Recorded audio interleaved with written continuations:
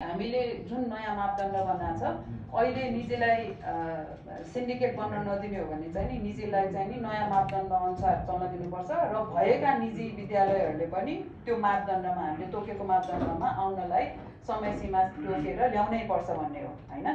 त्यसपछि हामीले जहिले पनि यो गुठीको बारेमा कुरा गर्छौं हैन। गुठी दुई प्रकारको, एउटा निजी र सार्वजनिक। हामीले सार्वजनिक गुठीको बारेमा धेरै कुरा गर्छौं, तर खास कुरा गर्नुपर्ने निजी गुठीको बारेमा पनि हो। गुठीमा ल्याउने भनेको गैर नाफामूलक बनाउने हो, शिक्षा क्षेत्रलाई गैर नाफामूलक। त्यसमा शिक्षामा चाहिँ नि यो किताब के भन्छ जुत्ता बेच्या जस्तो मुनाफा कमाउन हुँदैन भनेर संविधानको स्पिरिट छ।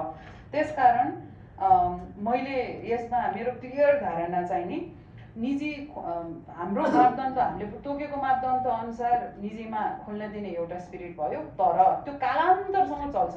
पहिला पनि भएको त्यही हो। यो निजी कस्तो पावरफुल छ, उच्च स्तरीय शिक्षा प्रतिवेदन पनि 5-6 वर्ष गायब भयो। त्यसपछि 5 वर्षमा गुठीमा लान्छु भनेर ल्याएको क्याबिनेटको बाटो पनि ब्याक भयो र अहिले पनि हामीले यसमा कुरा गर्दै गर्दाखेरि यति प्रेसर आइसक्यो कि अब मैले चाहिँ नि सम्पूर्ण सांसदज्यूहरूलाई अनुरोध गर्छु, अहिले पनि हामीले संविधानको स्पिरिट नबोक्ने हो भने कि संविधान चेन्ज गरौँ, होइन शिक्षा र स्वास्थ्यमा चाहिँ नि मुनाफा कमाउनु हुँदैन भनेर लिने हो भने चाहिँ नि मैले राखेको प्रस्तावमा सपोर्ट गर्नु होला। मैले अनुरोध पनि गरेँ सभापतिज्यू।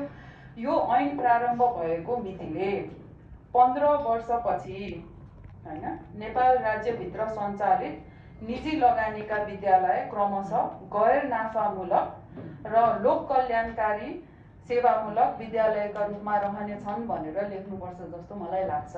यो लेख्यो भने तपाईले शैक्षिक गुठीमा लाने कुरा त भइहाल्यो, सार्वजनिक गुठीमा लाने भनेको चाहिँ नि त्यो कसैको प्राइभेट प्रपर्टीलाई चाहिँ नि राष्ट्रियकरण गर्ने हो। कसैले दिन चाहन्छ त्यहाँ पनि सपोर्ट गरौँ, तर निजी शैक्षिक गुठी अथवा तपाईको गैर नाफामूलक कम्पनीमा सञ्चालन गर्न चाहन्छ भने त्यहाँ पनि प्रोत्साहन गरौँ, तर एउटा समय सीमा तोकेर चाहिँ नि जाउँ। यसमा मैले सभापतिज्यूको ध्यानाकर्षण कहाँ पनि गराएँ भन्दाखेरि धेरैजना सांसदहरूले यसमा संशोधन पनि राख्नु भएको छ। कसैले 5 वर्षमा शैक्षिक गुठीमा लाग्ने, कसैले 7 वर्षमा, 10 वर्षमा, 15 वर्ष, 20 वर्षमा। 15 वर्षको राशनल चाहिँ के हो भन्दाखेरि कोही विद्यार्थीले सुरुवात ईसीडी गर्छ भने त्यो विद्यार्थीले त्यो स्कुलमा चाहिँ नि एन्डसम्म जाओस्, त्यो सुनिश्चितता गर्नलाई 15 वर्ष एउटा विद्यार्थीको पर्सपेक्टिभबाट। ब्याङ्क लोन्सहरू जति पनि भन्छन् त्यो मोस्टली 15 इयर्सको ब्याङ्क लोन हुन्छ, त्यो पनि उहाँहरूले फरफारक गर्न समय हुन्छ। र तेस्रो चाहिँ नि यो गरेन भने त हामीले कहिले पनि संविधानको स्पिरिटमा क्याचअप गर्नै नसक्ने भयो। अनि संविधानको स्पिरिटमा क्याचअप गर्नै नसक्ने हो भने संविधानमा किन त्यस्तो लेख्ने त? त्यो त हामीले जनतालाई झुटो बाचा गरेको हुन्छ। त्यसकारण संविधानको व्याख्या सम्मानित सर्वोच्च अदालतले गरिदिइसकेको छ। त्यो ब्रिजवाटर र नेपाल सरकारको कोर्ट केस हुँदाखेरि त्यो स्पिरिटलाई लिएर चाहिँ नि 15 वर्ष तोकौँ।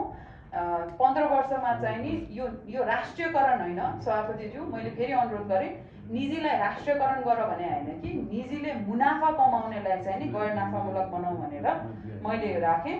गैर नाफामूलक र लोक कल्याणकारी सेवामूलक संविधानको स्पिरिट पनि यही नै हो। यो चाहिँ नि हामीले विधेयकमा पनि लेख्नुपर्छ भनेर मैले अनुरोध गरेँ। धन्यवाद।